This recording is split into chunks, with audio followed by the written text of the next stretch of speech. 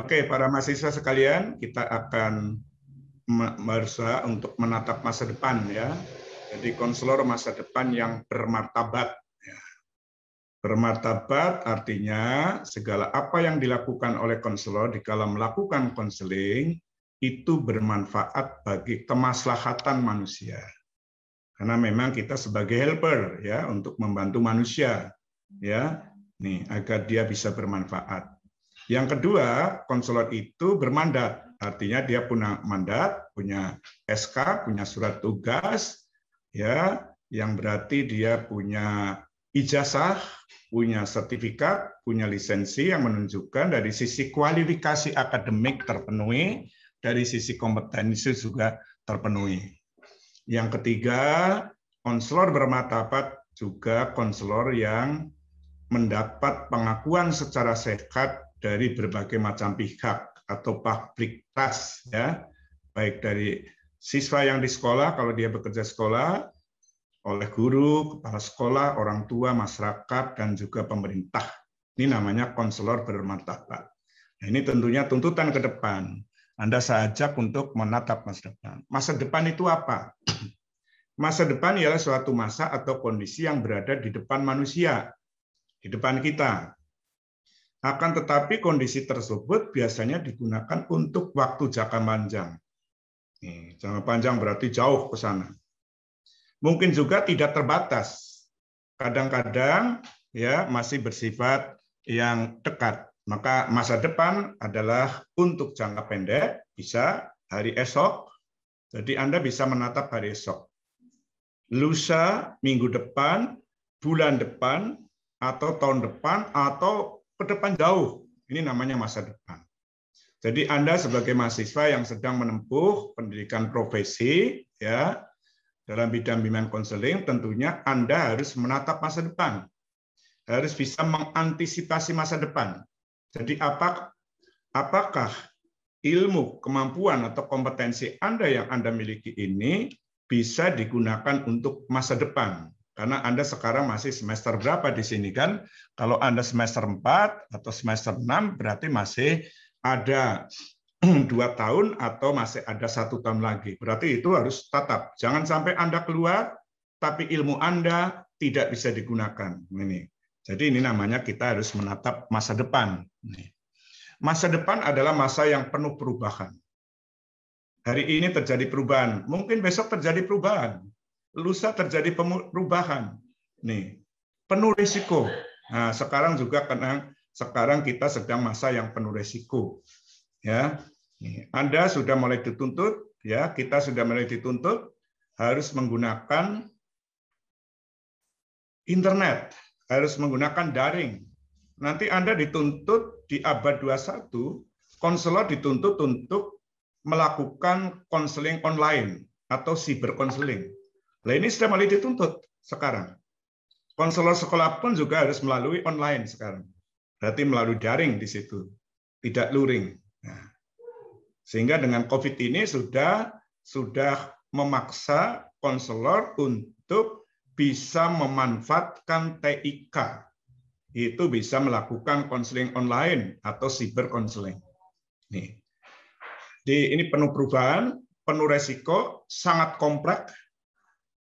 Penuh tantangan, wah tantangannya banyak sekali, ya, apalagi dengan global, ya, Anda akan melihat budaya di Indonesia saja sudah multi budaya, ya, dikala Anda ketemu dengan klien sudah terjadi pertemuan antar budaya, budaya Anda dengan klien itu berbeda. Kalau Anda melakukan konseling kelompok, berarti Anda akan berhadapan dengan 7 atau 5 atau 9 orang yang dalam konseling kelompok itu budayanya beda.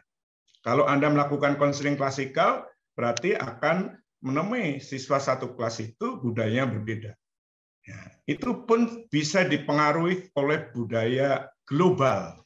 Apalagi sekarang dengan adanya akses internet, begitu mudah untuk melihat dunia keluar. Maka bisa dipengaruhi sekarang. Bisa dipengaruhi. Jadi penuh tantangan, tetapi penuh peluang. Banyak peluang. Apa yang harus kita lakukan? Kalau kita bisa menangkap peluang, maka konselor itu akan sangat laku sekali. Ya, misalnya Anda dengan era global ini, ya era industri 4 atau era society 5.0, berarti Anda bisa membuka peluang, maka Anda akan laku sekali. Maka Anda harus berusaha mulai sekarang untuk menyiapkan diri agar menjadi konselor masa depan, konselor yang bermartabat, ya, konselor yang bisa berperan di garda depan.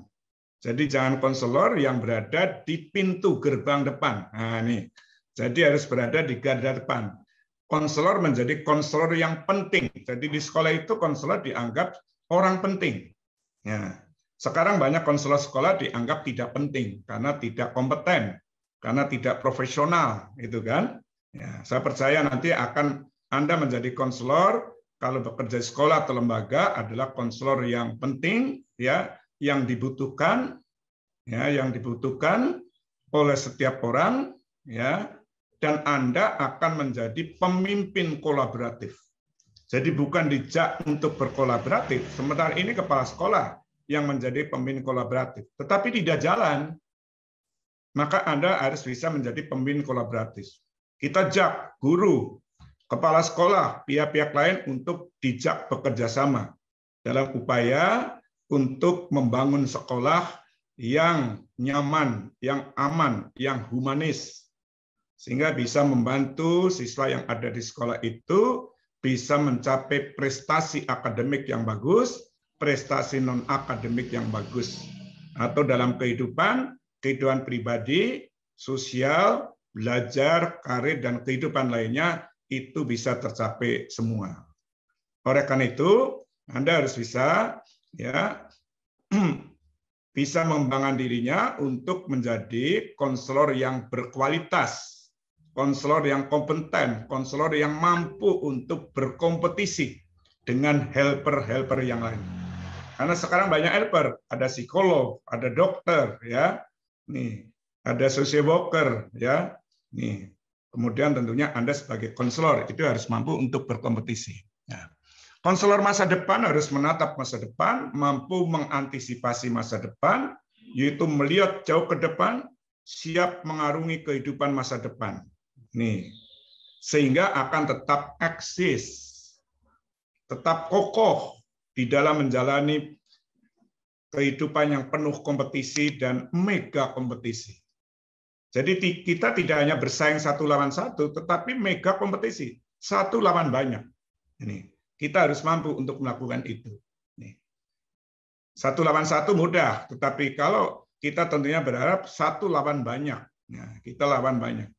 Sekarang mal-mal juga banyak berkompetisi kemarin, ya, dengan menurunkan harga katanya, diskon sekian persen, meskipun harganya dinaikkan kemudian didiskonkan, itu kan? Ini itu dalam upaya untuk bersaing, ya. Itu adalah ilmu pemasaran dari para pedagang untuk melakukan itu. Itu juga melakukan mega kompetisi, ya, mega kompetisi. Jadi banyak mal yang didatangi, banyak mal yang sepi dan sebagainya. Antisipasi jauh ke depan sangat penting, mengingat bahwa dalam zaman modern ini perubahan kehidupan ekonomi, sosial, politik terjadi dengan sangat cepat. Nih, sekarang perubahan ekonomi terjadi perubahan karena dengan adanya COVID, maka harus ada pembatasan, ya, nih PKM darurat, maka tidak boleh dagang dan sebagainya. Ini berarti ekonomi akan nih, dan juga tentunya kehidupan politik. Sebab kalau tidak dilakukan, maka akan terjadi penularan COVID. Nih secara politis maka harus dilakukan. Demikian juga kehidupan sosial. Kita sekarang tidak boleh berjabatan tangan, bicara dengan orang lain tidak boleh berhadapan dan tanpa masker, gitu kan? Ini. Kemarin hari raya, Anda tidak boleh berkunjung kemanapun, maka Anda harus dari rumah, ya paling kita komunikasi dengan jarak jauh. Ini kehidupan sosial akan berubah. Di Kudus itu tidak melakukan itu, ya sedang COVID, dia di sana adatnya orang kunjung mengunjungi, jadi kunjung ke rumah satu dengan yang lain, kunjungan ke makam, ya kunjungan ke berbagai hal di situ, sehingga COVID pada waktu itu di Kudus itu meningkatnya bukan main. dan muncul juga adanya COVID Delta yang sekarang menular kemanapun. Ke Semarang, ke Kudus, ke Demak, dan Jawa Tengah itu termasuk sekarang menjadi daerah merah, zona merah, gitu kan? Zona merah. Kita harus hati-hati. Tidak hanya itu, Jawa Timur dan sebagainya. Ini akibat dari cepatnya perkembangan COVID. Tapi kalau kita sedang berbicara dalam ini adalah akibat dari perkembangan bidang iptek, ilmu pengetahuan dan teknologi. Kita harus selalu melakukan penyusunan sosial agar kita bisa menjadi konselor yang kompeten. Nih, kompeten. Masa depan yang dibawa oleh proses globalisasi dan proses pasar bebas di kawasan ASEAN atau abad 21 di dunia ini adalah masyarakat yang berdasarkan ilmu pengetahuan. Masyarakat masa depan adalah konselor yang berubah dan didasarkan pada penemuan-penemuan yang meningkatkan taraf kehidupan. Kehidupan apa? Kehidupan konselor, kehidupan klien, dan sebagainya. Kalau konselor bisa inspiratif, kemarin dijelaskan juga kreatif, ya, inovatif, bisa menghasilkan sesuatu, ya, ini tentunya akan sangat berguna, sehingga akan bisa di dalam memberikan pelayanan sangat menyenangkan. Di Gosika itu pun. Nih. Nah, konselor akan menjadi ujung tombak. Nah, ini karena menjadi orang penting tadi saya katakan, menjadi agen perubahan, membantu individu yang ada sekolah atau yang dilayani untuk berubah. Konselor hanya sebagai fasilitator, sebagai dinamisator, ya, sebagai motivator, ya, sebagai fasilitator agar klien atau siswa itu bisa berubah. Nih, yang menentukan perubahan siapa? Adalah klien itu sendiri. Tetapi konselor akan berupaya berbagai macam upaya agar dia bisa berubah. Berubah dalam kehidupannya. Sebagai generasi masa depan suatu bangsa. Jadi konselor akan menjadi generasi masa depan suatu bangsa. Akan menjadi generasi emas Indonesia. Akan menjadi pelajar Pancasila yang akan membantu individu untuk menjadi generasi emas masa depan dan untuk membantu individu melalui konseling juga agar menjadi pelajar Pancasila. Konselor juga menjadi lentera yang memandu bangsa, melangkah ke depan menjadi bangsa yang unggul.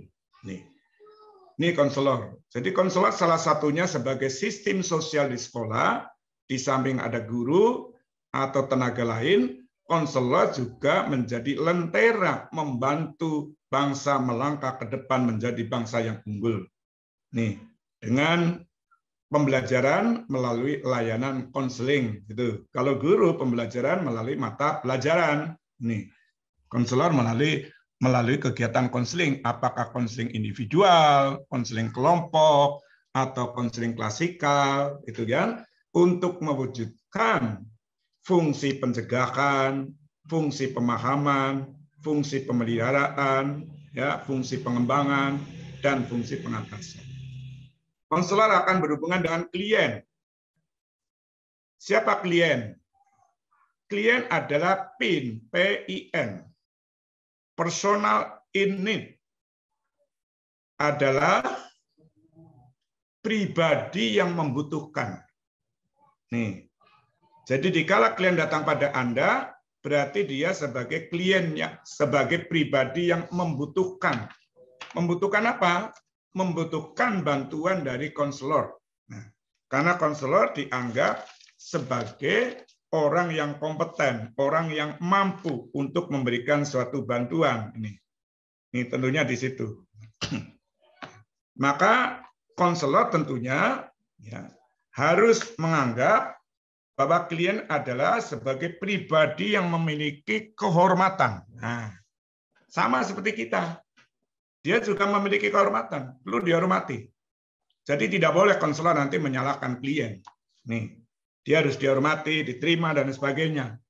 Dan kita juga harus tahu bahwa klien adalah pribadi yang unik. Dia memiliki keunikan, kekhasan satu dengan yang lain. Karena dia berasal dari berbagai macam latar belakang. latar belakang sosial, budaya, atau keluarga, dan sebagainya. Klien juga pribadi yang dinamis, sama seperti kita. Dia ingin bergerak maju. Jadi kita tidak bisa mengatakan bahwa dia orang yang pasif, tetapi orang yang dinamis, bisa bergerak maju untuk mencapai tujuan. Kalau dia belum dinamis, tugas konselor untuk membuat dia dirinya menjadi dinamis. Kemudian yang berikutnya, klien juga sebagai pribadi yang bertanggung jawab. Sehingga ingat bahwa keputusan terakhir dalam konseling kita serahkan kepada klien. Dia akan bertanggung jawab terhadap apa yang dia ingin ubah dalam dirinya. Karena konselor hanya sebagai fasilitator, sebagai motivator, sebagai dinamisator, dan juga sebagai kontraktor, karena ada kontrak antara konselor dengan klien pada waktu awal. Bisa diikuti para mahasiswa sekalian? Ya. Bisa, Prof. Kalau ada pertanyaan, langsung aja nyela, saya ingin bertanya gitu ya. Oke.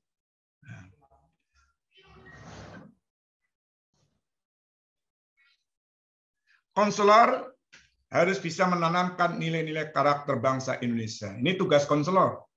Karena konselor lebih banyak berhubungan dengan karakter. Harus bisa menanamkan nilai etika. Jadi yang etikanya kurang bagus, kita tanamkan agar dia menjadi manusia yang beretika. Etika dalam kehidupan. Nilai kejujuran, ini juga harus kita tanamkan.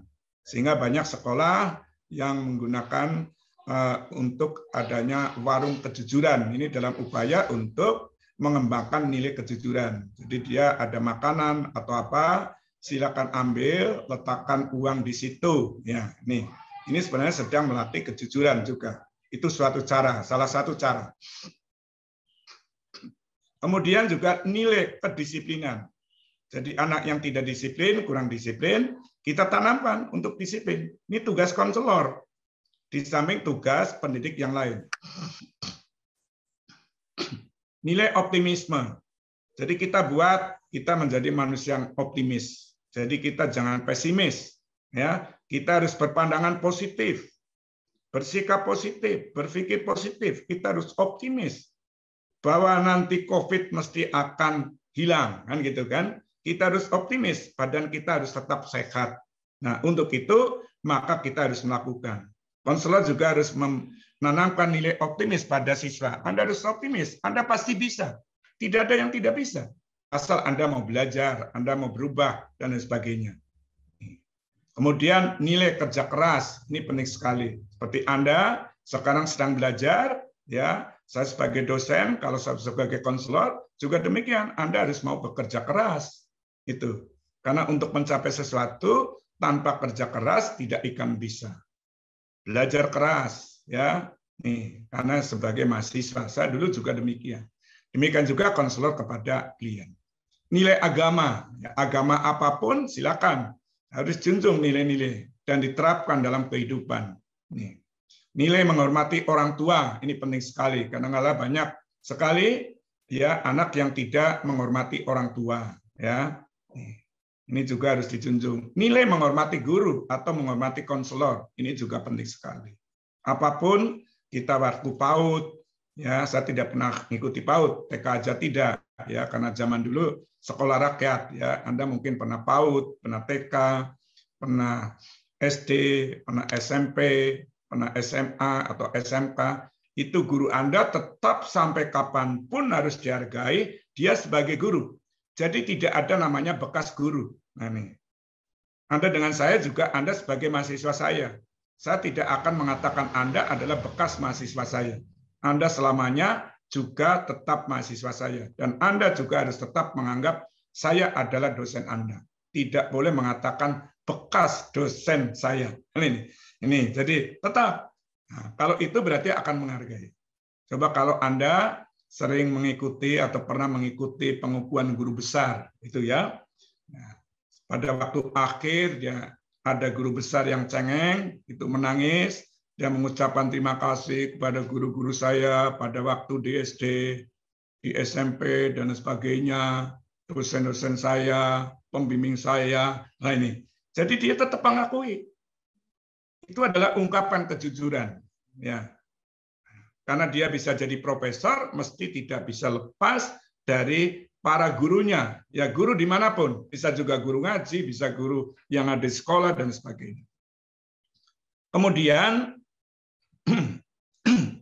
nilai berbicara dan berperilaku. Ini penting sekali. Cara berbicara, cara berperilaku. Ya. Jikalau kita berbicara tentunya harus memandang. Ya, cuma dalam COVID ini, kita berbicara tidak boleh bertatapan, ya. Ini karena akan menyebarkan virus, gitu kan?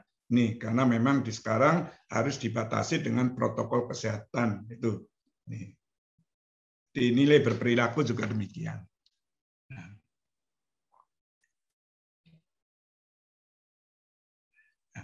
Tugas seorang konselor ini ibarat membangun fondasi sebuah bangunan.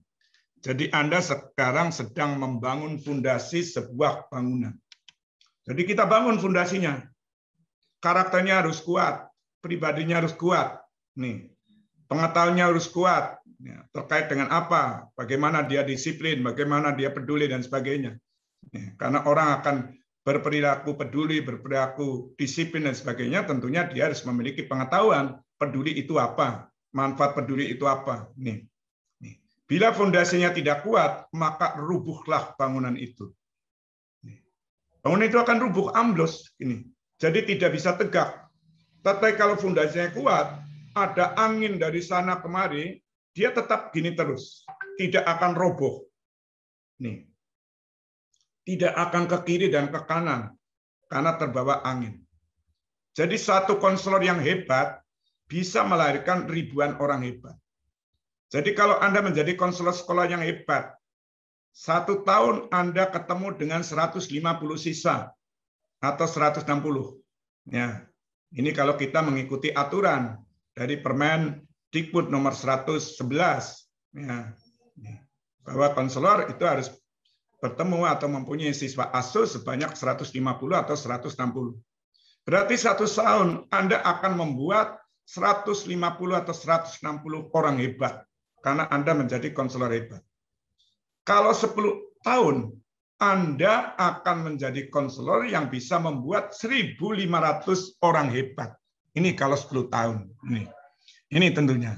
Jadi kalau Anda hebat akan bisa membuat orang hebat. Karena Anda punya kompetensi ya sebagai orang profesional yang bisa mempengaruhi orang lain untuk bisa berubah. Bisa berubah. Ini Pin. Dia mengatakan, bisa pasti. Ya apa? Ya, semuanya bisa tahu alamatnya dia. Ya, oke. Ini ada Grab untuk ngirim makanan kepada anak saya. Pin mengatakan, ya, hanya jika konselor tahu mengapa mereka ada. Jadi Anda harus tahu mengapa Anda ada, mengapa ada klien. Nah, nih. Mengapa ada klien? Mengapa ada konselor? Apa yang diharapkan dari mereka? Apa yang diharapkan dari konselor? Jadi klien tadi sebagai personal in need atau pribadi yang punya kebutuhan, ya datang kepada konselor, ya apa yang diharapkan dari mereka? Harapan mereka adalah semua kebutuhan yang ada pada diri klien nanti akan bisa dipenuhi oleh konselor. Nih, konselor. Ini harapannya dari itu. Kalau dia butuh untuk sukses dalam belajar, maka dia akan dipenuhi oleh konselor bagaimana cara belajar untuk bisa sukses. Nih. Apa fungsi yang unik dari konselor? Fungsi apa yang unik bagi konselor? Nih. Fungsi yang unik bagi konselor adalah konselor akan membantu individu mewujudkan keunikan dia agar dia bisa paham, bisa tercegah, bisa memelihara yang sudah baik, bisa mengembangkan, dan bisa membantu mengatasi suatu masalah. Itu. Ini sebagai keunikan karena konselor berhubungan dengan individu yang sedang berkembang, sehingga konselor akan bisa membantu individu untuk bisa berkembang secara optimal. Bisa membantu klien agar dia bisa mencapai kemandirian. Bisa membantu klien agar dalam kehidupan keseharian itu menjadi efektif. bisa membantu klien agar bisa mencapai kesejahteraan sosial. Dan juga harus tahu tanggung jawabnya apa. Tanggung jawab konselor, tanggung jawab klien itu apa. Mereka akan bereaksi secara tepat terhadap segala macam tantangan. Ini konselor tentunya akan melakukan itu. Kalau dia tahu, tetapi kalau konselor tidak tahu, maka tidak akan mampu ya mereaksi secara tepat terhadap segala macam tantangan. Kita menghadapi klien yang beragam, 3 orang klien, 4 klien pun itu merupakan suatu tantangan karena perilakunya berbeda, ya kemampuan yang berbeda, harapannya juga bisa berbeda. Sehingga peranan konselor masa depan adalah nanti betul-betul Anda menjadi konselor. Konselor yang kompeten, konselor yang profesional, konselor yang bermartabat. Anda akan bisa menjadi konsultan. Konsultan ini siapa? Konsultannya guru, konsultannya kepala sekolah, bisa konsultan dari orang tua atau siapapun yang membutuhkan. Anda juga menjadi anggota tim kerja di sekolah karena merupakan sistem sosial, sama-sama akan membantu siswa untuk bisa berprestasi dengan baik. Anda juga menjadi tim kerja sesuai dengan tugas fungsi masing-masing. Ada guru, ada tenaga kependidikan, ada kepala sekolah, ada konselor, ada social worker, ada psikolog, ada ahli kesehatan, itu kan? Ini. Jadi Anda punya tugas masing-masing. Sebagai pengelola, nah, Anda harus mampu mengelola. Mengelola itu memanage suatu kegiatan dalam konseling di sekolah. Apakah konseling individual, konseling kelompok, atau konseling klasikal. Kalau Anda sebagai konselor yang buka praktek, Anda juga harus bisa mengelola ya praktek pribadi Anda, privat, ya secara baik, sehingga betul-betul akan terjadi adanya public trust dari masyarakat, sehingga praktek pribadi Anda akan tetap akses. Konselor juga harus sebagai sumber informasi. Nih. Jadi Anda harus betul-betul banyak informasi. Jadi Anda banyak baca, buka internet, baca-baca buku, informasi tentang kehidupan, karena konselor berhubungan dengan kehidupan. Konselor berhubungan dengan kehidupan pribadi, sosial, belajar, karir, keluarga, ya, agama, bisa juga politik, ekonomi, sosial, macam-macam itu kehidupan. Nih. Dan ingat bahwa konselor juga sebagai pelayan bagi masyarakat. Nih. Jadi nanti Anda bisa bekerja di masyarakat, bisa di panti jompo, di organisasi kepemudaan, ya, bisa juga di posyandu, itu bisa juga di KUA, ya dikala ada orang yang akan nikah atau orang akan cerai. Nah, konseling itu bisa diterapkan di situ. Nih, Anda bisa melakukan itu semua. Pada waktu dulu, Wakil Presiden yang menyatakan bahwa sangat diperlukan adanya konselor-konselor di kantor urusan agama. Karena banyak orang yang akan nikah itu masih ragu apakah dia sudah siap nikah atau belum, ya maka dia tentunya ditanamkan agar dia betul-betul siap. Demikian juga ada orang yang akan cerai, apakah dia akan melakukan perceraian atau tidak, maka dikonseling dulu, ditanyakan mengapa Anda harus cerai, ya karena orang cerai mesti banyak ruginya daripada banyak untungnya di situ, apalagi sudah mempunyai anak itu. Ya. Nih, ada pertanyaan sampai di sini? Sebelum kita lanjutkan,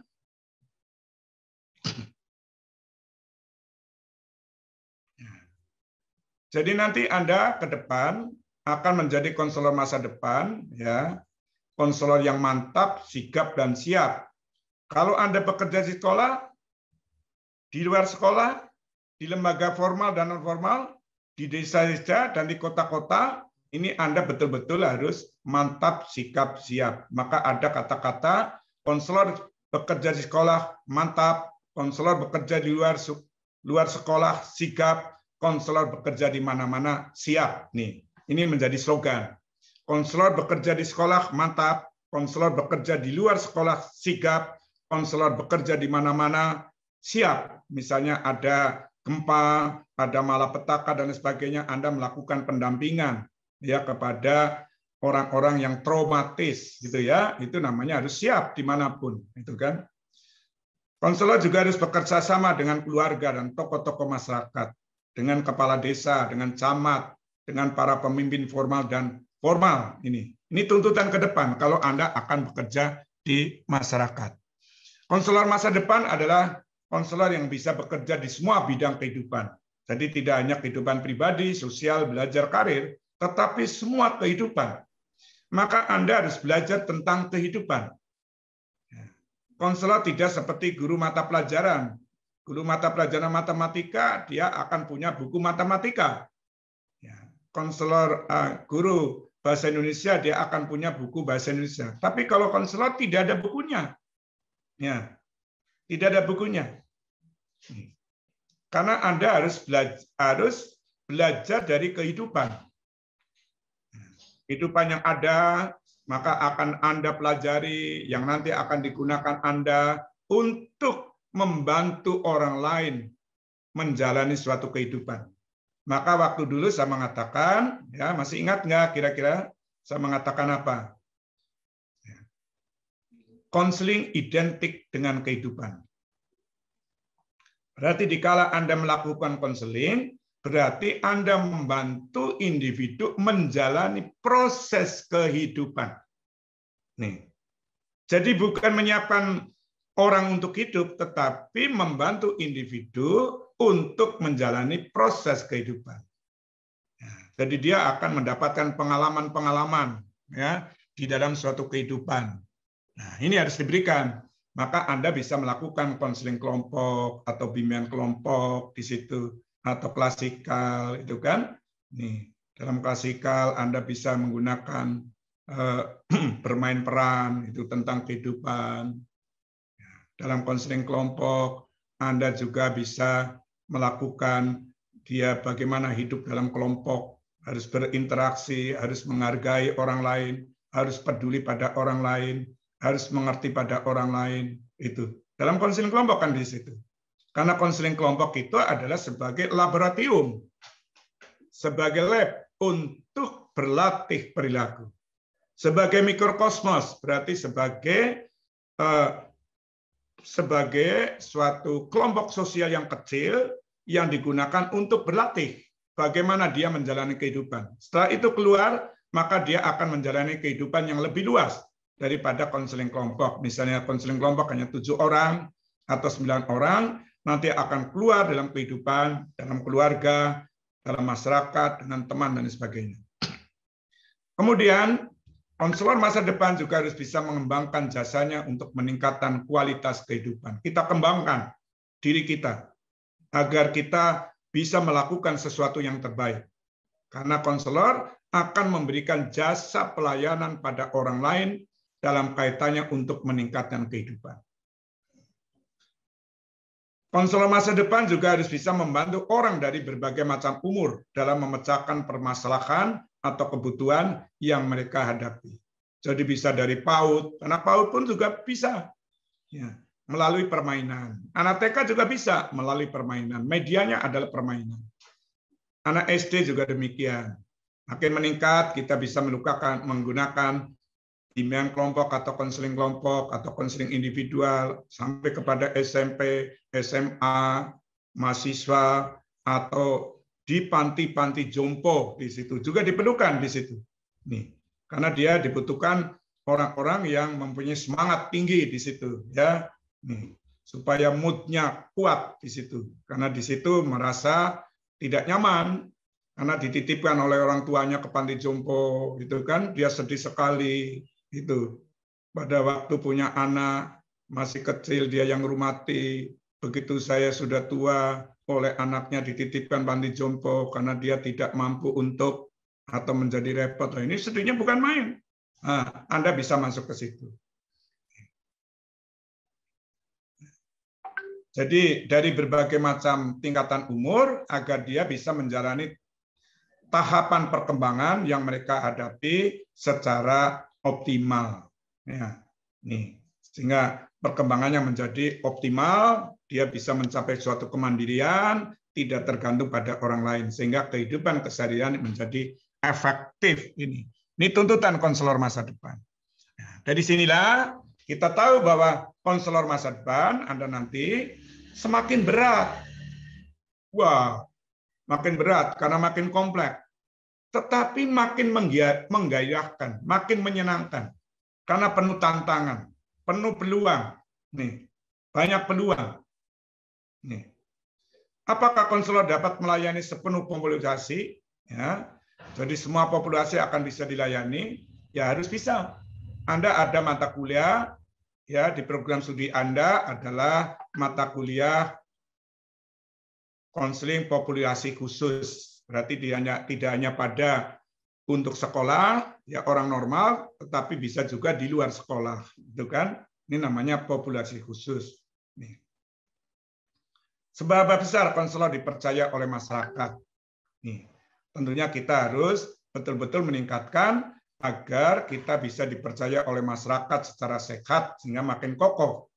Jika konselor itu sanggup, ahli, dan siap melayani kebutuhan, maka konselor akan tetap eksis di masa depan. Ini terus konselor dibutuhkan terus di masa depan. Oke, ada pertanyaan sampai di sini sebelum kita berlanjut. Ya, kita sedang membawa Anda untuk ke masa depan. Semoga Anda tergugah agar Anda menjadi konselor masa depan yang penuh tantangan, yang kompleks, ya, tetapi menggairahkan dan banyak peluang. Nih, banyak peluang.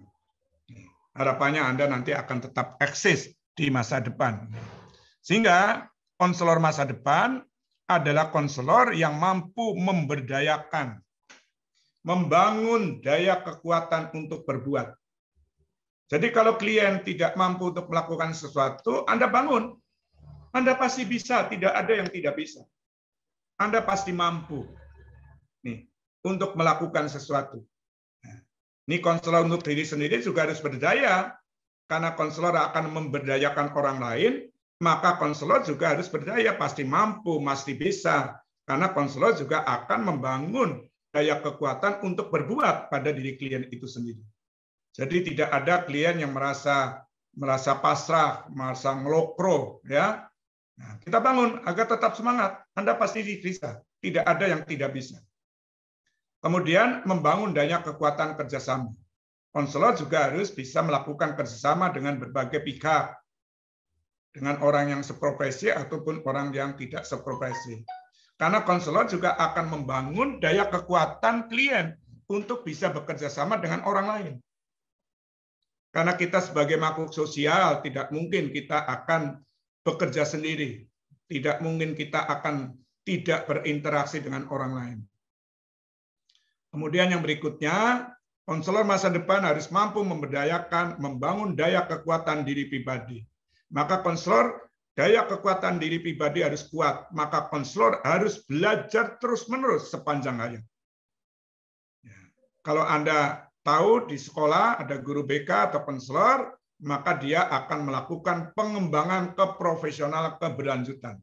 Anda mungkin sudah pernah mendapat mata kuliah pengembangan pribadi, ya, yang sedikala ini juga ada berapa kelompok mahasiswa yang mata kuliah pengembangan pribadi. Saya selalu menekankan agar Anda harus bisa mengembangkan dirinya, mengembangkan keprofesionalan keberlanjutan. Anda harus mendongkrak, ya, sisi-sisi negatif pada diri Anda supaya menjadi positif, menjadi kuat dan sebagainya. Ini konselor masa depan. Konselor masa depan adalah konselor yang cerdas dan bermartabat. Nih, ya, tentunya saya percaya bahwa Anda termasuk orang yang beriman dan bertakwa sesuai dengan agama dan kepercayaan yang dianut. Nih, Anda termasuk orang yang berakhlak mulia. Ini harapannya konselor harus berakhlak mulia, karena konselor juga akan memuliakan orang lain. Nih, konselor harus bisa mengembangkan akal atau inteligensi quotient, ya, kecerdasan kognitifnya di sini yang dipadukan dengan pengembangan inteligensi sosial atau SI, social inteligensi, dan inteligensi emosional atau SE. Jadi di samping kognitif, sosial, dan spiritual, emosional itu juga harus dikembangkan, diintegrasikan. Ini namanya kecerdasan yang komprehensif, kecerdasan yang lengkap di situ. Ini harapannya adalah seperti itu. Konselor masa depan adalah konselor yang cerdas, komprehensif. Cerdas spiritualnya, cerdas emosinya, cerdas sosialnya, cerdas intelektualnya, cerdas kinestiknya. Kinestik berarti adiraga. Fisiknya harus kuat. Karena konselor akan selalu berhubungan dengan klien. Jangan sampai konselor batuk-batuk atau membawa minyak kayu putih atau minyak apa di situ. Berarti tanda bahwa konselor fisiknya tidak sehat.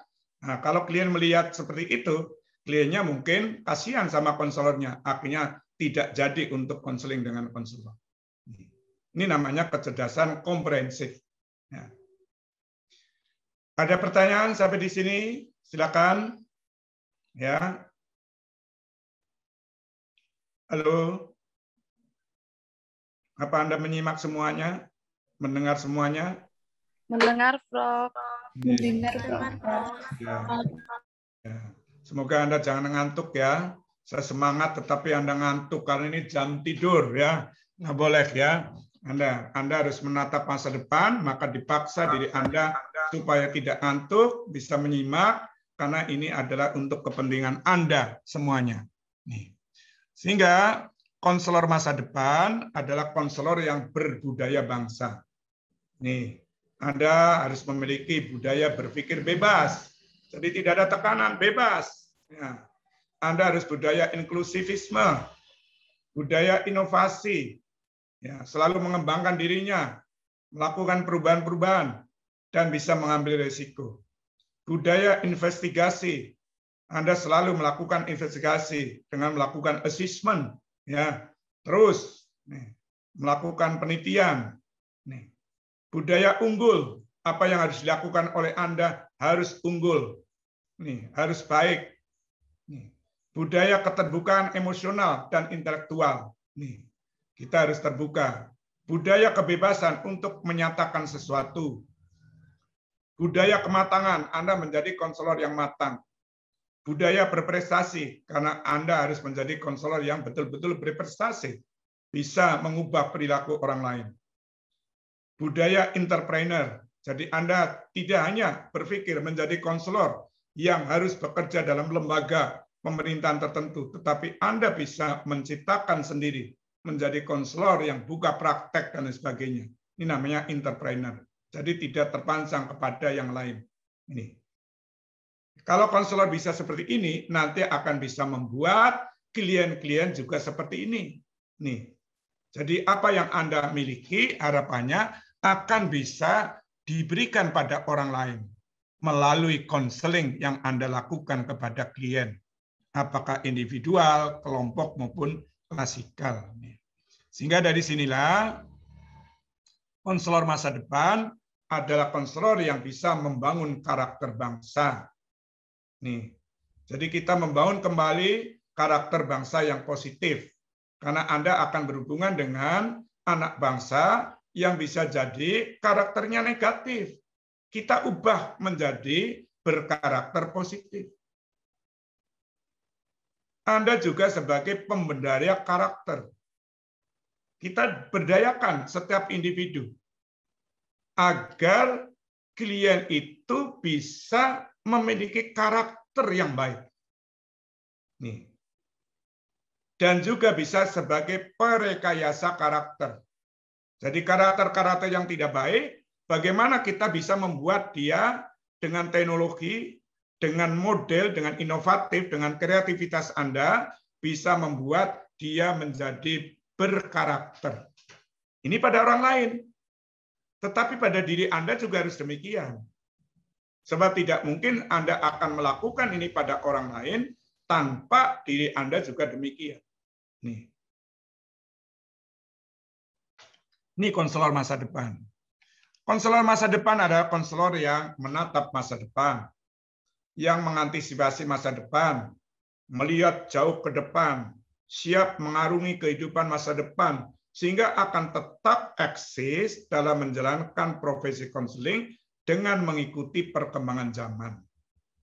Maka di sini dituntut agar Anda mampu memanfaatkan dan menggunakan teknologi. Ini tuntutan di abad 21, di era industri 4.0, di era society 5.0.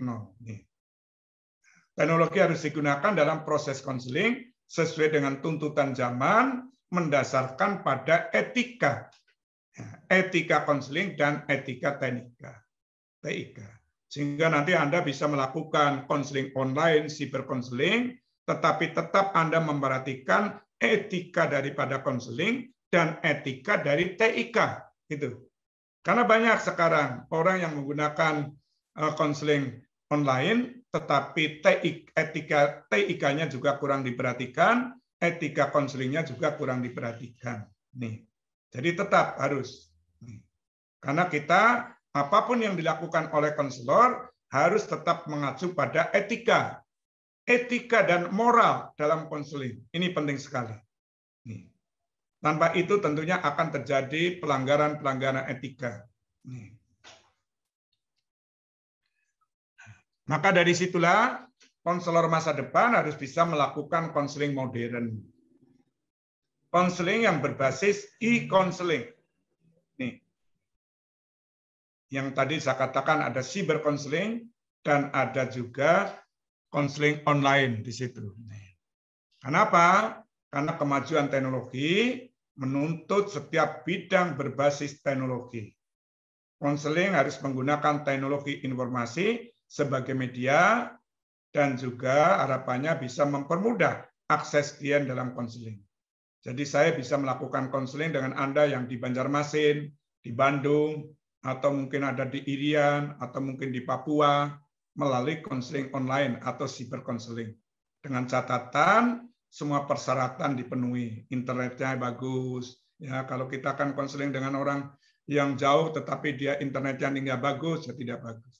Ini seperti Anda, saya kuliah dengan Anda, ada yang internetnya tidak bagus sehingga wajahnya tidak muncul. Ya, harusnya ada wajahnya muncul, tidak hanya dimunculkan hanya nama. Anda beruntung sekarang. Coba kalau Anda luring, itu biayanya lebih mahal daripada Anda daring. Maka tentunya Anda menyiapkan internetnya yang bagus. Karena dari yang semester berikutnya masih kita menggunakan daring.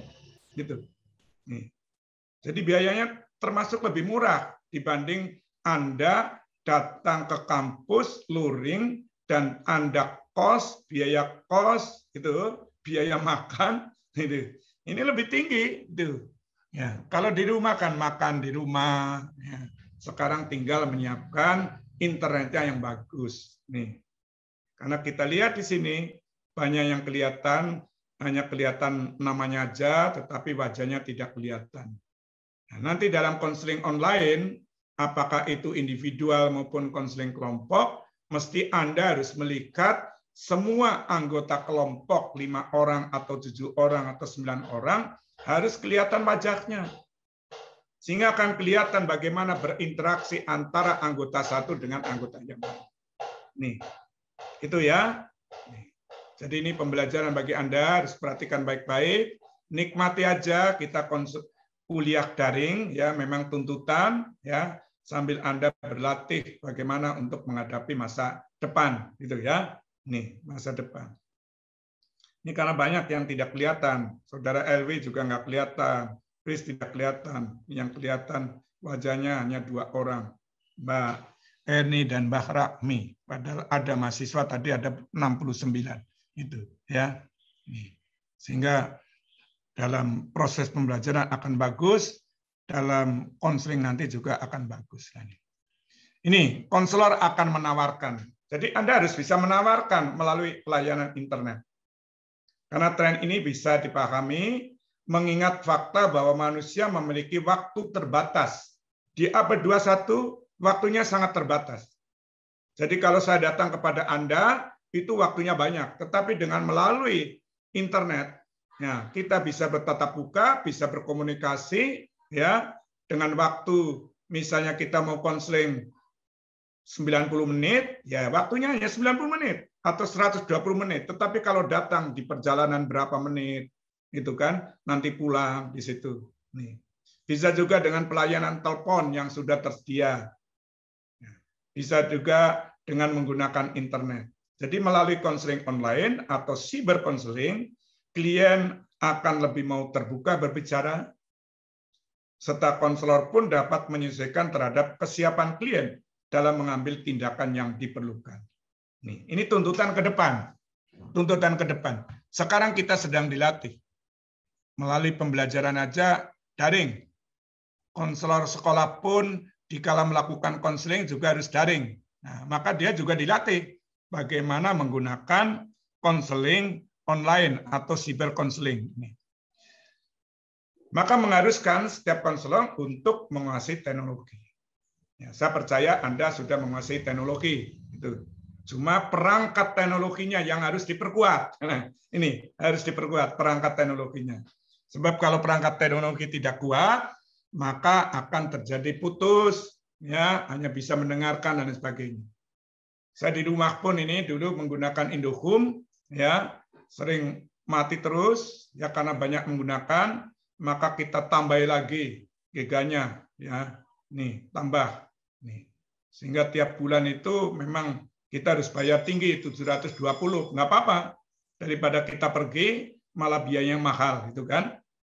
Kita tambah lagi satu lagi internet, yaitu First Media ini supaya kita bisa jaga. Jadi kita di sini menggunakan 2 komputer di depan saya dikala kita mengajar.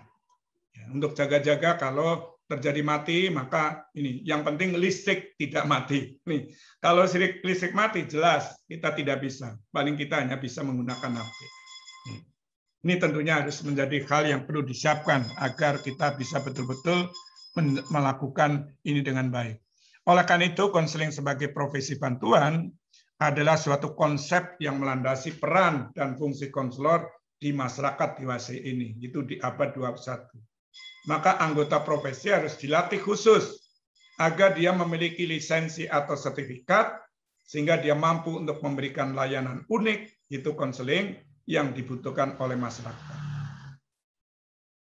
Konselor sebagai tenaga spesialis yang terlatih dan terakreditasi dalam bidang konseling. Ini.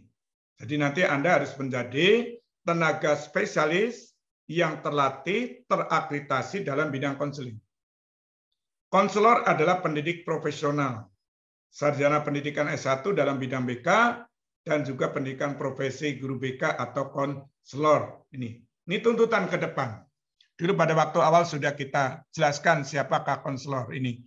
Ini kita ditekankan lagi ya agar betul-betul kita bisa memenuhi ini semua ya.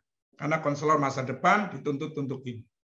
Jadi kalau Anda nanti bisa S1, S2, S3 mengikuti pendidikan profesi konselor, ini menjadi kuat, menjadi hebat.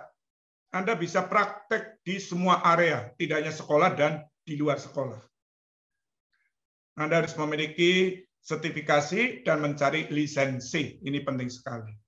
Agar betul-betul nanti Anda menjadi konselor yang kompeten.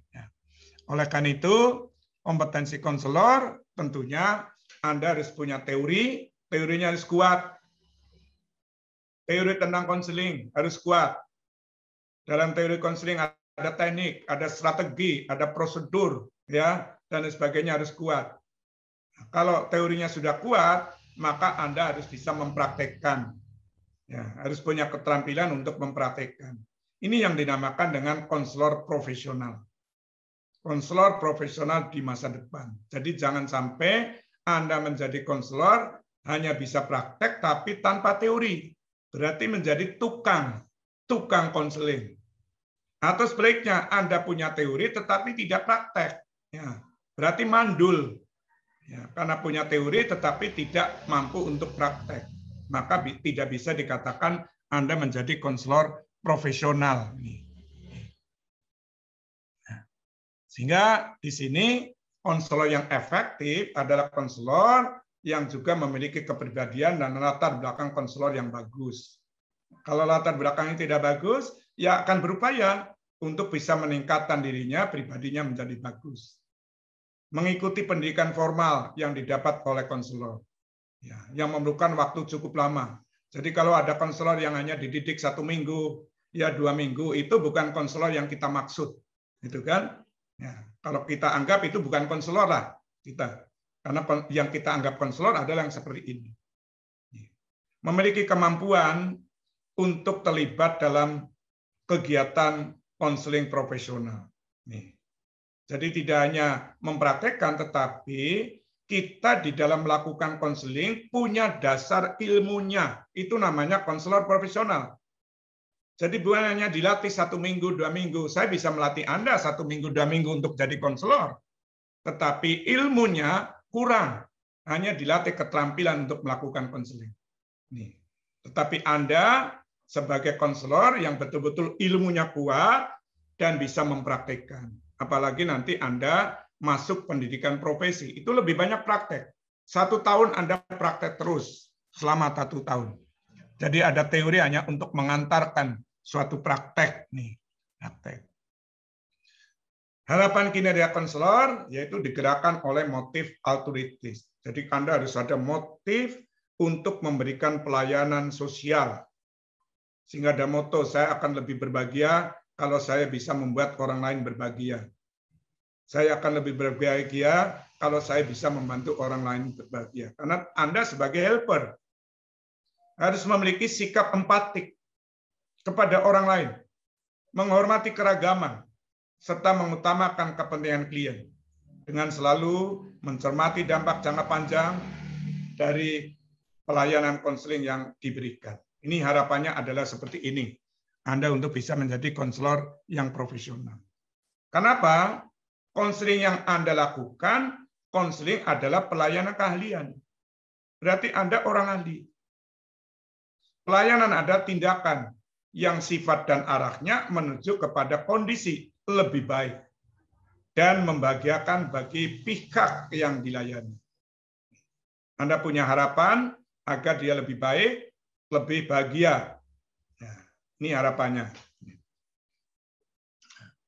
Siapapun yang melayani orang lain pasti berkehendak agar orang yang dilayani itu mengarah atau menjadi lebih baik, menjadi bahagia daripada kondisi sebelumnya. Klien, orang yang dilayani juga memiliki prospek untuk menjadi lebih baik dan lebih bahagia. Nah ini. Jadi dia juga punya keinginan, saya akan menjadi lebih baik, lebih bahagia. Konselor juga demikian, gatuk ini. Jadi bagaimana 2 orang itu bisa membuat klien itu menjadi bahagia. Ini kalau Anda sebagai konselor yang betul-betul kompeten di masa depan. Sehingga konselor yang kompeten, berarti Anda harus bisa memahami klien. Maka di dalam melakukan konseling awal mesti Anda harus melakukan assessment. Untuk melihat kebutuhan, dia butuh apa? Yang tadi saya katakan, ya personal in need atau pribadi yang punya kebutuhan itu adalah klien. Kita pahami. Menguasai landasan teoritik dan keilmuan bidang pendidikan dan bimbingan konseling. Mengapa pendidikan? Karena Anda sekarang diproses di LPTK. Maka Anda juga harus menguasai pendidikan. Karena konseling merupakan bagian dari pendidikan. Dan juga harus menguasai tentang ilmu bimbingan konseling.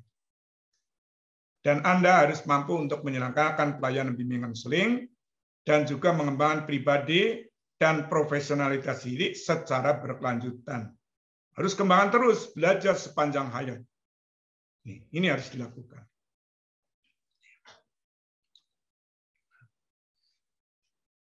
Ini proses konseling akan terjadi, konselor dan klien ya akan dipengaruhi oleh apa? Ya keterampilan interpersonal. Anda punya keterampilan untuk berhubungan dengan orang lain atau tidak? Kalau tidak, tidak bisa. Maka komunikasi Anda dengan klien itu harus bagus. Karena komunikasi sebagai alat yang sangat penting dikala Anda melakukan proses konseling. Maka Anda harus paham tentang budaya orang yang akan dilayani. Anda harus menyadari bahwa orang yang dilayani ini adalah budayanya beda. Setelah menyadari, Anda harus memahami budaya itu. Dan juga Anda harus terampil untuk menerapkan konseling dengan budaya orang lain. Nih, maka dari situlah konselor yang multikultural, multibudaya juga harus memiliki kompetensi multibudaya. Nih, harus. Konselor juga harus yakin dan memiliki sikap personal. Kita harus yakin bahwa apa yang kita lakukan akan bisa membantu orang lain berubah. Nih, kita harus memiliki sikap yang positif. Kemudian kemampuan konseptual, berarti kita memiliki konsep ya yang jelas. Nih, kalau Anda menggunakan teori A, apa teori A? Humanistik atau behavioristik atau kognitif, gitu kan?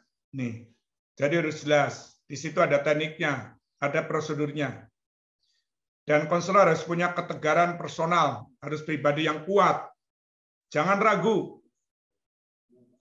Konselor juga harus mengasih teknik, berbagai macam teknik. Ada bukunya, 40 teknik konseling. Anda bisa cari. Nih, ada bukunya. Kemampuan untuk paham dan bekerja dalam sistem sosial. Dan terbuka untuk belajar dan bertanya.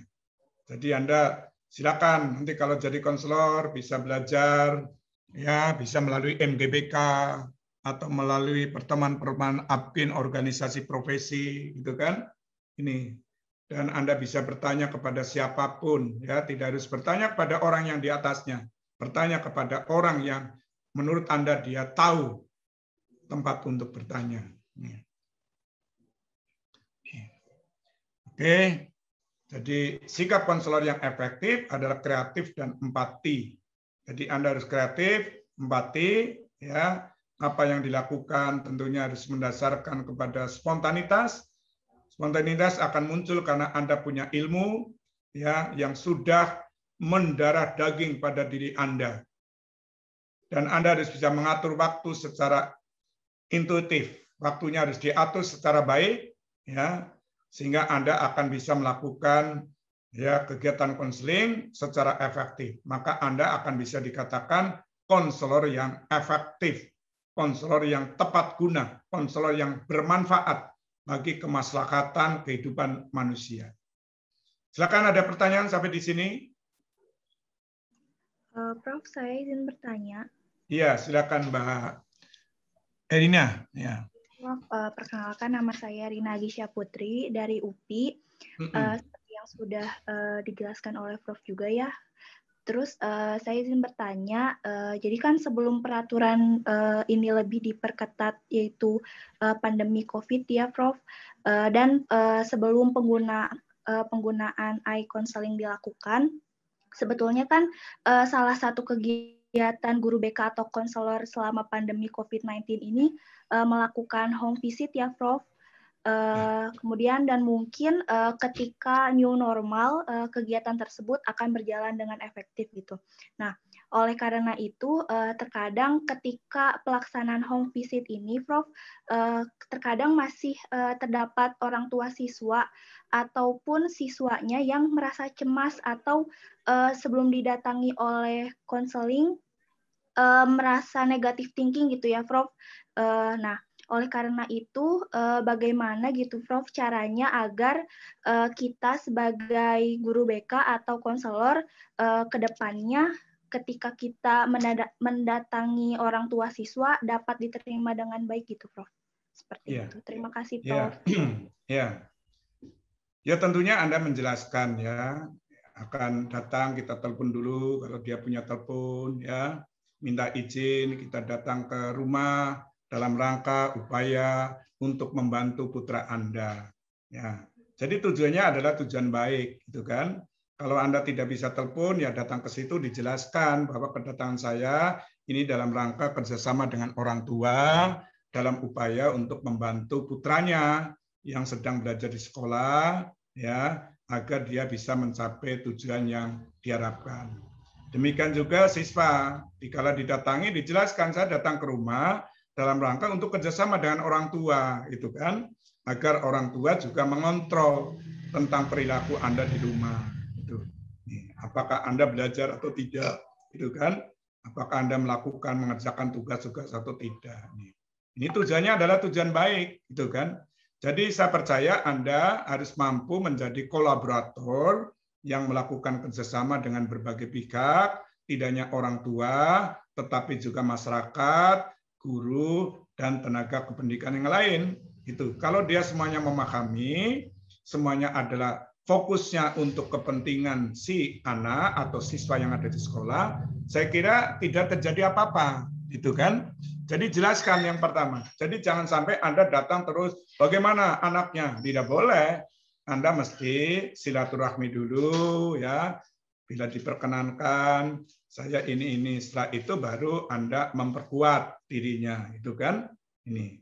Jadi gitu, ya Mbak, ya.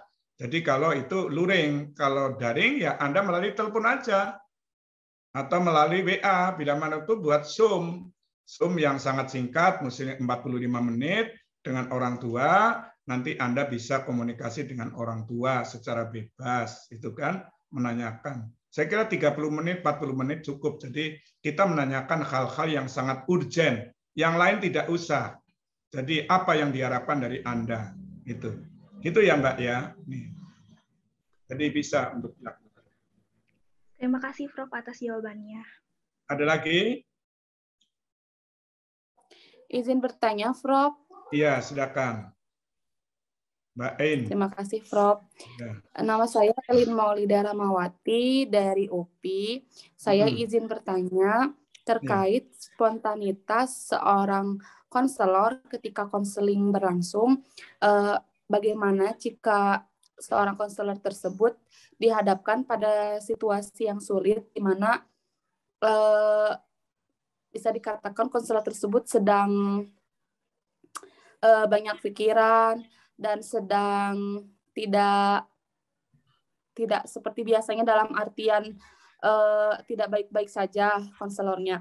Nah, kemudian ketika sesi konseling berlangsung itu mendadak blank. Jadi mendadak tidak bisa memberikan solusi seperti itu, Prof. Apa yang harus dilakukan oleh seorang konselor tersebut? Terima kasih, Prof. Ya. Jadi spontanitas akan terjadi dengan baik kalau konselor itu betul-betul memiliki kompetensi, ya, siap semuanya. Di spontan, misalnya Anda ketemu saya spontan, ya saya muncul ilmu saya keluar dengan sendirinya. Ini kan, ini namanya bisa spontan dalam arti positif, gitu kan? Ini. Kalau konselor sedang memiliki suatu permasalahan, ya, kemudian ada klien yang mau konsultasi atau minta konseling dengan Anda tawarkan, ya, apakah harus hari ini atau bisa ditunda hari yang lain. Dikala Anda sudah betul-betul in. Nih, tetapi kalau dia minta sekarang, Anda berupaya untuk meredakan dirinya. Segala permasalahan harus kita hilangkan. Ya, konselor harus bisa. Ya, konselor kan akan membantu orang lain untuk menghilangkan masalah. Mengapa konselor tidak bisa untuk menekan masalahnya sendiri? Nih, tentunya berusaha ya agar betul-betul bisa melaksanakan konseling secara efektif. Ini memang berat, tetapi harus dilatih. Orang yang emosional bisa melatih emosinya menjadi terkendali, itu bisa, itu kan? Harus dilatih. Nih. Sehingga kalau Anda sudah memiliki kompetensi, sudah memiliki keterampilan kuat, itu ilmunya kuat, saya kira Anda mampu untuk menghadapi dalam berbagai macam situasi. Nih. Konselor harus cerdas, setiap saat harus bisa mengambil keputusan, harus bisa melakukan sesuatu yang terbaik untuk diri sendiri dan orang lain. Nih. Nah, ini memang berat, tetapi harus belajar, Mbak. Ini harus belajar. Justru kita belajar ini. Memang kita kadang-kala dihadapkan pada situasi yang sulit. Nih. Tetapi kalau kita punya ilmunya kuat, pribadinya juga kuat, sehingga kita bisa mengalihkan meskipun kita sedang punya masalah apa, kita alihkan, kita tahan dulu, karena kita memang punya panggilan jiwa untuk membantu orang lain, itu kan? Ya kita harus lakukan dengan baik itu. Nih, memang sulit, tetapi melalui berlatih, Mbak. Ya, berlatih. Ya, berlatih tidak cukup sekali, 2 kali, tetapi terus-menerus. Ya, maka kita harus belajar sepanjang masa. Ya, supaya menjadi kuat pribadinya, kuat ilmunya, menjadi kuat kompetensinya. Nih. bisa melakukan spontanitas untuk memberikan suatu mengacu pada kaidah-kaidah keilmuan. Jangan sampai spontanitas tetapi tidak mendasarkan kepada ilmu yang ada. Ini harus dilakukan. Ya. Itu Mbak ya. Jadi memang kita sedang belajar, nanti lama-lama mesti akan menjadi bisa, gitu kan? Nih, bisa. Maka kalau ada guru BK di sekolah, konselor di sekolah, dia mengatakan itu karena dia tidak pernah belajar, tidak pernah membenahi diri. Ya, Anda mungkin sudah pernah mendapat mata kuliah pengembangan diri, pengembangan pribadi. Ya, kalau di UNES ada mata kuliah pengembangan pribadi. Saya mengajar, ya itu kita latih, latih untuk menjadi pribadi yang kuat. Kita latih. Nih. Itu merupakan salah satu latihan. Ya. Jadi memang ya kalau konselor itu kan akan berhadapan dengan berbagai macam situasi, berbagai macam keunikan, gitu kan? Ya, maka kita juga harus banyak pengalaman. Nanti kalau Anda masuki pendidikan profesi konselor, Anda akan dilatih berbagai macam menghadapi berbagai macam kasus itu. Jadi tidak hanya kasus A, kasus B, tetapi banyak kasus dan berbagai macam latar belakang. Maka ada namanya konseling multikultural. Anda akan berhadapan dengan berbagai ragam klien itu. Nih ragam klien itu juga harus diperhatikan. Ya. Itu Mbak ya. Oke, ini. Ya, Prof. Oke. Prof, izin bertanya lagi, ya, boleh? Iya, silakan. Tadi Prof sempat menyinggung sedikit mengenai konseling multikultural atau konseling multibudaya mungkin ya. Ya. Saya izin bertanya, bagaimana biasanya kan seperti ini, biasanya kan konseling itu ketika akan melakukan konseling karena yang sudah mungkin karena perlakuan misalkan dikatakan si konseling tersebut sudah melakukan konseling tapi mungkin perlakuannya kurang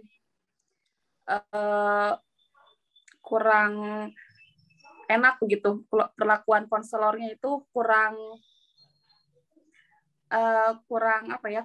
enak sama dirinya itu, jadi kurang diperlakukan dengan baik seperti itu.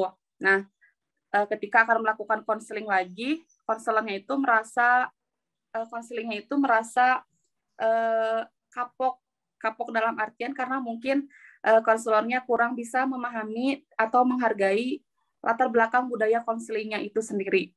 Nah, bagaimana cara menghilangkan sikap kapoknya itu yang ada pada diri konseling supaya konseling mau melakukan konseling lagi gitu. Iya. Makasih, Berarti Prof. konselor itu adalah konselor telah melakukan pelanggaran etik, ya, etika. Jadi kalau kita melakukan itu berarti terjadi pelanggaran etika.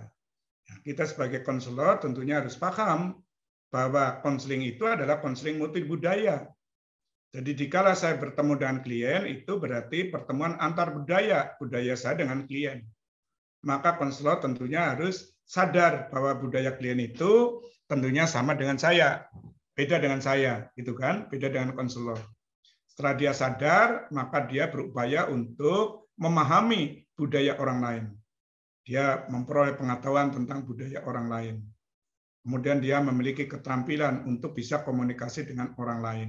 Itu namanya konselor yang kompeten dalam bidang multikultural. Ya. Jadi tidak akan terjadi hal-hal yang tidak diinginkan.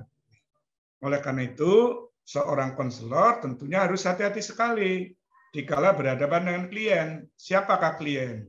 Itu kan? Klien adalah seperti apa?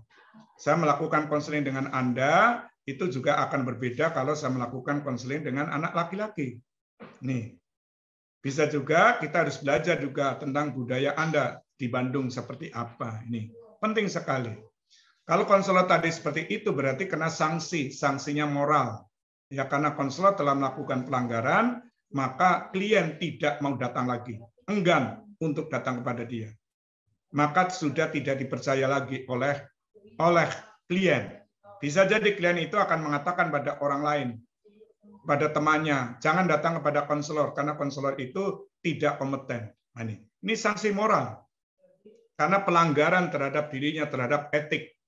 Nah, karena ada nilai-nilai etik, nilai-nilai konseling, ya moral yang harus diikuti oleh konselor itu sendiri. Jadi konselor jangan sampai berbuat salah.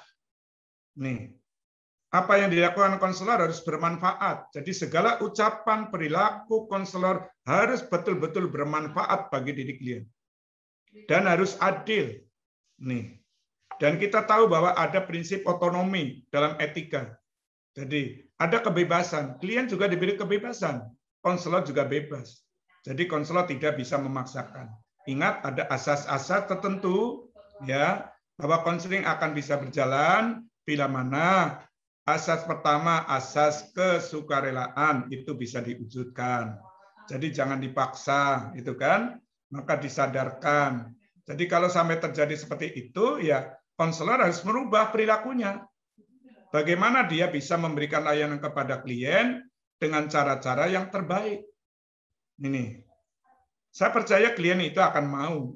Gitu. Jadi kita rubah. Tetapi kalau selama konselor tidak mau merubah tentang perilakunya, tentang pribadinya, tentang pengetahuannya, ya, tentang kesadarannya, tentang keterampilannya, bahwa orang dinilainya ini adalah berbeda, tidak akan mungkin bisa. Nih, maka ini saya tayangkan juga di sini kompetensi konselor yang efektif harus kompetensi secara intelektual. Ini harus kuat intelektualnya. Nih, energinya harus kuat, energi fisik maupun psikis harus bagus, harus luwes. Nah ini, mungkin tadi konselor tidak luwes, ya luwes. Ya kalau konselor pernah menyinggung perasaan klien, ya mohon maaf, saya tadi telah menyinggung, bukan maksud saya akan itu, ya. Nih, jadi langsung minta maaf, gitu kan? Menyadari bahwa apa yang dilakukan adalah tidak tepat pada diri klien. Nih, ya. Tentunya klien akan memaafkan dan konselor berjanji kita akan melakukan yang terbaik sesuai dengan apa yang diharapkan. Kalau sudah janji itu ya harus diwujudkan. Jangan sampai janji tidak diwujudkan. Nah ini, nih, jadi ya ini merupakan pengalaman bagi konselor itu sendiri. Ternyata tadi melakukan sesuatu yang tidak berkenan, maka menjadi dia kena sanksi. Sanksinya klien enggan untuk diintervensi oleh konselor, kan gitu kan? Ini. Kemudian ya kita didukung dengan niat yang baik. Jadi apapun yang dilakukan oleh konselor adalah niatnya baik untuk kebaikan klien. Sehingga tadi misalnya tadi kita melakukan sesuatu yang kurang berkenan, ya mohon maaf, gitu kan? Mohon maaf. Ya, niat saya bukan itu, saya punya niat baik. Ya, cuma kita terjadi benturan karena dikala kita bertemu dengan klien, pertemuan antar budaya bisa terjadi benturan budaya. Ini harus dihindari. Bisa terjadi ada sikap inferior dan superior. Jangan sampai klien menjadi inferior. Ya, kita harus sama, kedudukannya sama, sejajar antara konselor dengan klien. Ya, yang lebih penting lagi di sini harus ada kesadaran diri. Jadi konselor menyadari tadi apa yang kita lakukan itu tidak benar, saya akan merubah dirinya agar menjadi lebih baik. Itu kan? Nih. Jadi itu berarti konselor belajar dari pengalaman. Pengalaman yang tidak enak jangan diteruskan, kita rubah menjadi pengalaman yang enak, gitu tambah ya. Oke.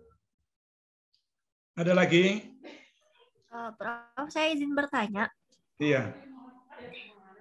Mengenai konselor masa depan, kan itu tandanya berarti yang tadi kata Prof yang sudah dijelaskan juga, konselor itu harus mau terus belajar dan mengembangkan dirinya.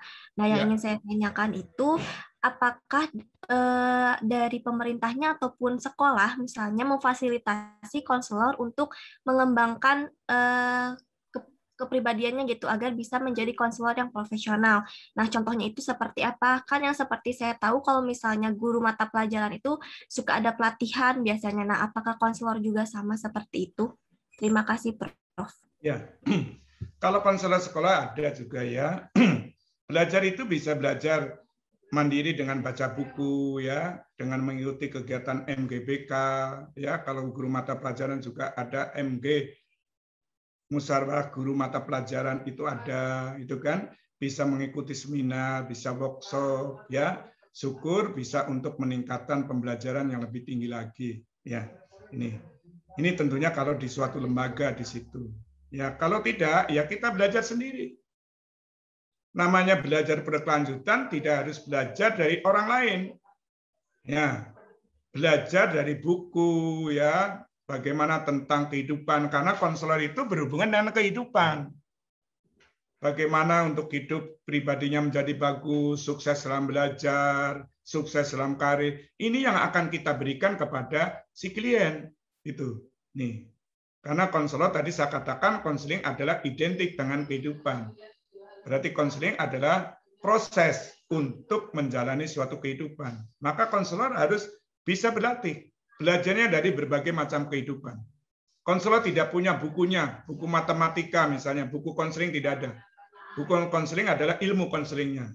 Tetapi buku bukan seperti guru mata pelajaran, ini materi yang akan diberikan kepada klien. Tidak ada, gitu kan? Ya, materinya tentang kehidupan. Nih, sehingga tadi ada kata spontanitas, bisa jadi klien akan datang kepada konselor, saya punya permasalahan tentang belajar, saya punya permasalahan dan atau punya kebutuhan tentang belajar, kebutuhan tentang pergaulan, kebutuhan tentang bagaimana pengembangan karir, itu kan? Ini, maka harus siap. Maka konselor harus bisa menguasai berbagai macam kehidupan dengan belajar. Nih, belajar bisa dari manapun, ya. Tidak harus dari orang yang di atas, bisa orang sejajar, bisa orang di bawahnya. Bisa juga di TV, kadang ada TV itu banyak, ya, ada sandiwara atau apa, kita ambil yang terbaik. Misalnya Anda nonton Kian Santang di situ, ya, Kian Santang. Di situ Kian Santang mesti akan berdoa, ya, akan memohon pada Allah, itu kan? Ini, itu adalah merupakan pembelajaran. Kita kembalikan lagi kepada Yang Maha Kuasa. Tapi yang jelek-jelek itu ada orang-orang yang ilmu hitam, jangan diikuti, gitu kan? Ini itu banyak sekali. Nih, itu banyak sekali. Jadi nonton TV kita ambil yang bermanfaat, sandiwara ambil yang positif, itu karena dalam kehidupan dan kita tahu bahwa kehidupan itu sangat kompleks, gitu kan? Berani nggak individu menghadapi suatu kehidupan? Nih, jadi itu ya. Jadi kembali lagi kepada belajar, ya ada kebebasan untuk belajar, memang ada kesempatan semua individu yang ada bekerja di sekolah, baik guru mata pelajaran, konselor dan sebagainya, termasuk tenaga kependidikan, diberi kebebasan untuk melakukan pengembangan diri, gitu kan? Nih bisa, silakan untuk mengembangkan diri. Ini cuma dikala akan sekolah mesti harus izin. Boleh nggak kita untuk melanjutkan? Sebab kalau dikala kuliah lagi, apakah mengganggu tugas-tugas Anda sebagai konselor sekolah atau tidak? Kalau bisa membagi, ya silakan. Demikian juga mengikuti kegiatan MGBK, misalnya kalau di Jawa Tengah tiap hari Selasa, itu ya minta izin. Karena kita kumpul-kumpul teman-teman guru BK, ya 1 hari atau setengah hari, itu akan berdialog, akan saling berupaya memberikan atau sharing tentang keilmuan, memberikan pengalaman-pengalaman yang akan bisa dibawa. Kalau Anda punya pengalaman juga bisa disampaikan kepada guru lain.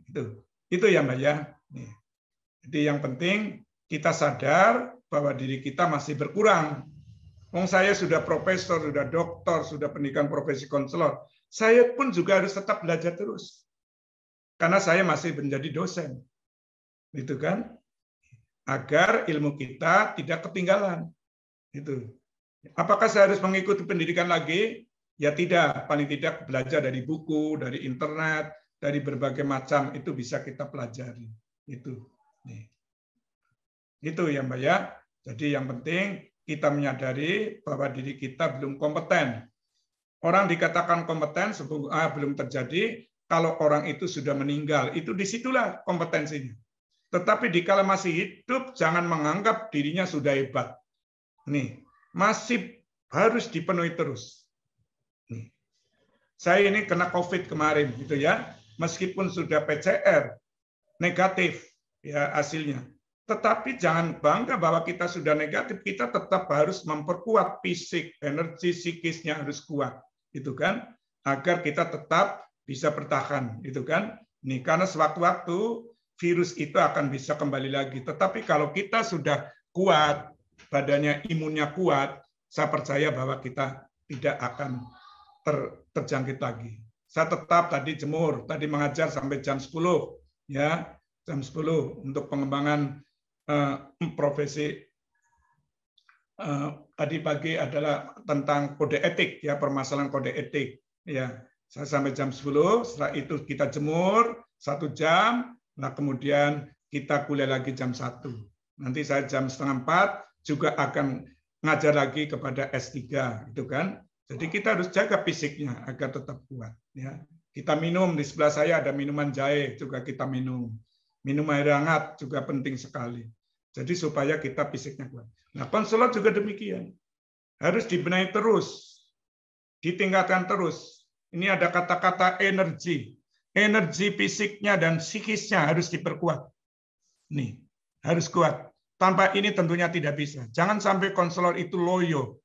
Ya, kalau loyo fisiknya tidak bagus, jelas di dalam tampilannya juga akan menjadi tidak bagus. Psikisnya juga demikian, harus diperkuat. Itu agar betul-betul kita ini menjadi kuat, berpikir positif, pandangan positif, terus semangat, itu, dan diperkuat. Nih, hatinya juga demikian. Itu ya Mbak ya. Jadi banyak sekali, silakan nanti Anda kenali, nanti ini PPT akan saya berikan pada Anda karena kuliah terakhir, nanti akan kita kirim, ya paling tidak menjadi acuan bagi Anda. Nih ya, ini terakhir, bahwa keterampilan konseling, ya ini sangat penting sekali, sangat dibutuhkan agar konseling itu efektif. Maka Anda harus memiliki supportive listening. Jadi betul-betul Anda harus memiliki suatu kemampuan untuk bisa mendengarkan, ya, kepada siapapun, ini didukung oleh diri Anda. Bisa mengelola situasi yang bermasalah, karena konseling selalu berhadapan dengan situasi bermasalah. Situasi yang sangat beragam, kita lola. Kita harus bisa memanage problem. Jadi problem-problem tadi ada pertanyaan, dikala kita sedang melakukan konseling, tetapi konselor kondisinya tidak tidak bagus, maka kita harus manage agar kita bisa membantu orang lain. Harus bisa mengubah keterampilan-keterampilan buruk yang menimbulkan suatu masalah, kita hilangkan. Harus bisa mewujudkan perubahan falsafah hidup. Ya. Nih, jadi kita tentunya jangan berpikir tentang golek jenang, tapi golek jeneng. Jangan mencari materi, tetapi kita cari diri kita dikenal dulu. Berarti menjadi konselor yang kompeten, konselor yang handal, gitu kan? Karena Anda tenaganya sangat dibutuhkan oleh berbagai pihak, khususnya bagi klien. Kalau Anda bekerja di sekolah, tentunya bagi siswa yang ada di sekolah yang sedang menjalani tugas-tugas perkembangan sesuai dengan tahap-tahap perkembangan klien itu sendiri. Sehingga dari sinilah ya tentunya ya ada trilogi profesi konseling, ya. Anda harus dasar keilmuannya kuat, ilmu pendidikannya harus kuat, psikologinya kuat, ilmu budaya kuat, ya. Ilmu andalannya yaitu konseling, body of knowledge-nya konseling juga harus kuat. Ini harus kuat. Nih. Jadi Anda juga harus tahu tentang substansi profesi. Apa sebenarnya substansi profesi Anda? Dulu pernah kita sampaikan, kalau dokter adalah tentang kesehatan, kalau apoteker tentang obat-obatan, itu kan. Tetapi kalau konselor adalah tentang kehidupan efektif keseharian.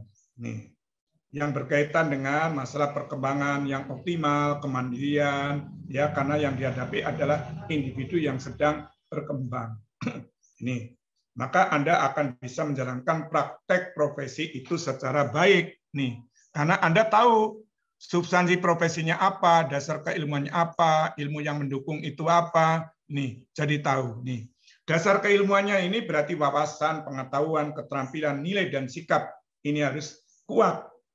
Nah, jadi konselor diwajibkan untuk menguasai ilmu pendidikan sebagai dasar dari keseluruhan kinerja profesional dalam bidang pelayanan konseling. Karena konselor termasuk dalam kualifikasi pendidik, ini harus kuat, ini harus kuat.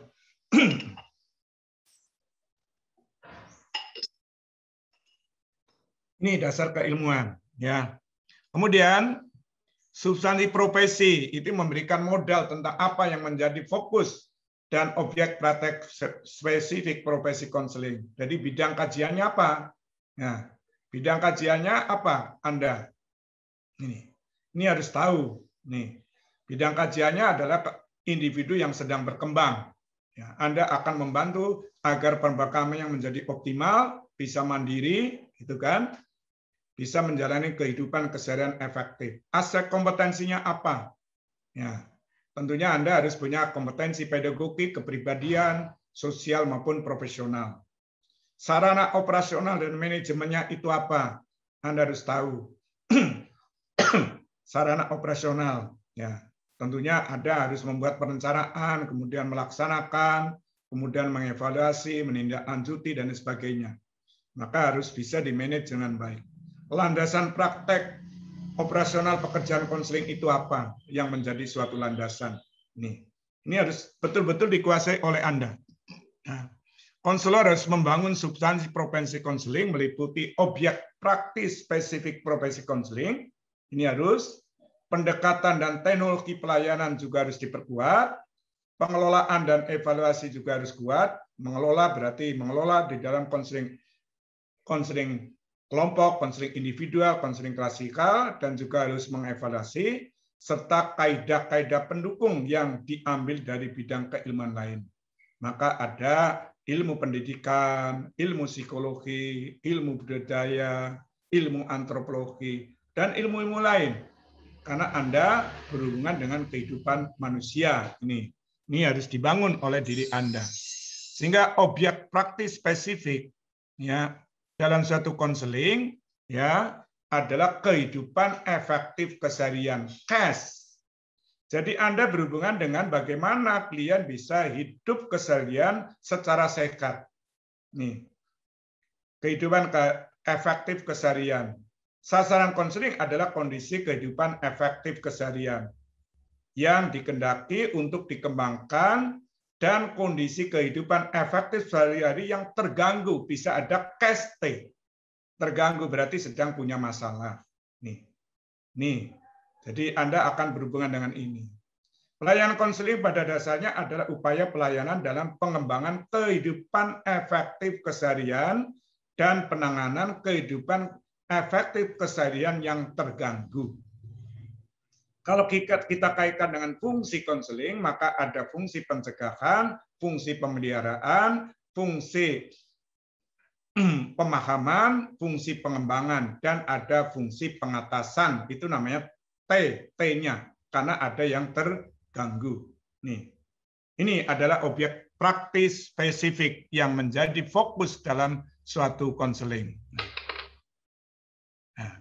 Praktek konseling, ini. Jadi jangan sampai Anda tidak mempraktikkan. Ini merupakan realisasi pelaksanaan pelayanan konseling. Setelah komponen profesi dasar keilmuan, substansi profesi dikuasai, maka mutu konseling akan diukur dari kinerja praktek konseling. Dipraktekkan. Nah kan, nanti kalau Anda melakukan kerja konseling di sekolah harus betul-betul mantap, di luar sekolah harus sikap, di mana-mana harus siap. Ini praktek, ini prakteknya. Sebab tanpa praktek tentunya tidak akan bisa. Sehingga ini akan diperoleh, praktek konseling merupakan puncak dari keberadaan bidang konseling dalam setting. Anda bisa bekerja di pendidikan formal, di sekolah, madrasah, itu. Bisa pendidikan non formal, bisa juga dalam keluarga, bisa instansi negeri maupun swasta, ini bisa. Dunia usaha, industri bisa. Organisasi pemuda bisa, organisasi kemasyarakatan, dan bisa praktek pribadi. Ini bisa dilakukan oleh Anda. Kalau Anda betul-betul sebagai konselor yang handal. Tanpa dasar keilmuan yang tepat akan mewujudkan kegiatan profesional konseling tanpa arah. Karena Anda tidak punya ilmu. Mau dibawa kemana? Karena tidak ada ilmunya. Maka bisa terjadi adanya malpraktek. Malpraktek bisa terjadi ada kontraproduktif. Tanpa substansi profesi, suatu profesi konseling itu akan kedil karena tidak tahu substansi profesinya, akan mandul, akan dipertanyakan isi dan manfaatnya. Manfaatnya apa, isinya apa, nggak jelas. Kemudian tanpa praktek profesi, maka profesi konseling menjadi tidak terwujud, dipertanyakan eksistensinya.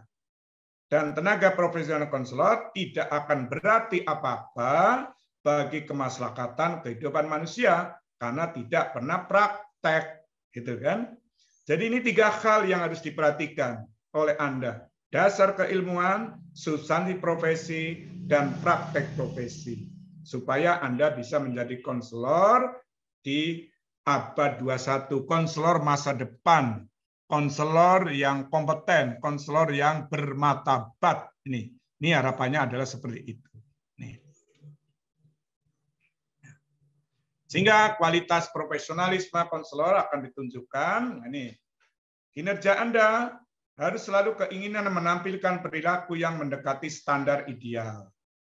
76 subkompetensi itu adalah standar minimal. Anda harus berupaya di atas itu. Ya, kan ada kompetensi itu ya. Ada 4 kompetensi, pedagogi, kepribadian, sosial dan profesional turun menjadi 17 subkompetensi. Turun lagi menjadi 76 subkompetensi. Itu adalah standar minimal. Maka Anda harus berupaya mendekati standar ideal. Meningkatkan dan memelihara citra profesi. Kita tingkatkan agar profesi kita pelihara dan diakui oleh masyarakat. Maka terjadi trust. Sekali konselor melakukan pelanggaran etika, maka akan terjadi adanya tidak percaya dari masyarakat. Tadi contoh yang disampaikan oleh Mbak siapa tadi, berarti klien menjadi enggan untuk datang kepada konselor karena konselor telah melakukan pelanggaran etik karena dia tidak bisa memelihara citra profesi. Keinginan untuk mengejar kesempatan pengembangan profesional. Jadi tadi ada yang bertanya bagaimana untuk melakukan pengembangan keprofesionalan berkelanjutan. Jadi Anda harus ingin mengejar kesempatan untuk mengembangkan profesional, terus belajar terus. Jadi tiada hari tanpa belajar, tiada hari tanpa untuk mengembangkan agar profesi Anda nanti menjadi kuat gitu. Karena itu senjata Anda, kehidupan Anda gitu. Nih. Kemudian yang berikutnya adalah mengejar kualitas dan cita-cita dalam profesi serta memiliki kebanggaan terhadap suatu profesi. Kita harus bangga terhadap suatu profesi. Nah, oke, saya kira itu ini sudah disampaikan oleh Pak. Ini nanti tentunya materi ini akan saya sampaikan kepada Anda ya, agar Anda betul-betul bisa menjadi konselor yang mantap, sikap siap. Itu profesi ya. Yaitu karena apa? Ya, konselor melakukan konseling itu sebagai profesi yang mulia dan altruistik. Orientasinya adalah keberhasilan, kebahagiaan, dan keberhasilan kehidupan manusia dan memiliki jiwa yang penuh rasa cinta atau kasih sayang. Itulah saya kira beberapa hal yang bisa kita sampaikan.